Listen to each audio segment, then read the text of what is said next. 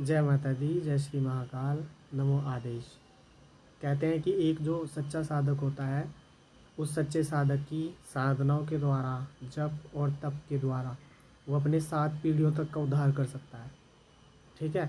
अगर आपके घर में पितृदोष है, आपके कुल देवी पितर आपसे नाराज़ हैं, आपके बनते हुए काम बिगड़ रहे हैं, तो सच में अगर आपके घर में कोई एक साधक है तो आप उसे रोकने की बजाय उसको सपोर्ट कीजिए, उसको आगे बढ़ने दीजिए।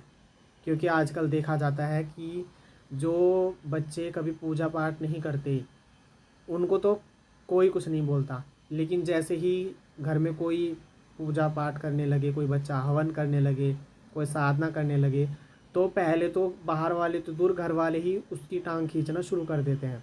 ये भगत बनेगा, ये कितनी पूजा करता है या ये कितनी पूजा करती है, हमने कभी ऐसे नहीं किया, तुम क्यों इतना कर रहे हो। मतलब उनको इस चीज़ का पता नहीं किस बात का उनको भय है कि वो इन साधकों को रोकने की कोशिश करते हैं।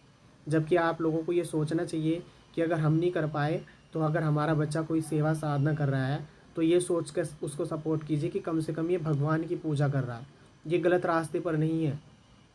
सोचने वाली बात है कि जो बच्चे इधर लड़की छेड़ दी, उधर लड़का छेड़ दिया, ये सब हरकतें करते हैं तो उसको तो आप कुछ नहीं कहते, वो ठीक कर रहा है जैसे भी कर रहा है। लेकिन जो बच्चा आपके परिवार में सेवा कर रहा है, आपके अब भगवान की पूजा कर रहा है, चाहे वो माँ काली की पूजा करे, चाहे हनुमान जी की करे, चाहे बालाजी महाराज की या किसी भी देवी देवता की, तो आपको उसको सपोर्ट करना चाहिए। क्योंकि कहीं ना कहीं उस पर कृपा जब उसके इष्ट की हुई है तो उसके कृपा के द्वारा, उस पर कृपा जो हुई है उसी के द्वारा आप पर भी कृपा होगी और वो आपके 7 पीढ़ियों तक का उद्धार कर सकता है।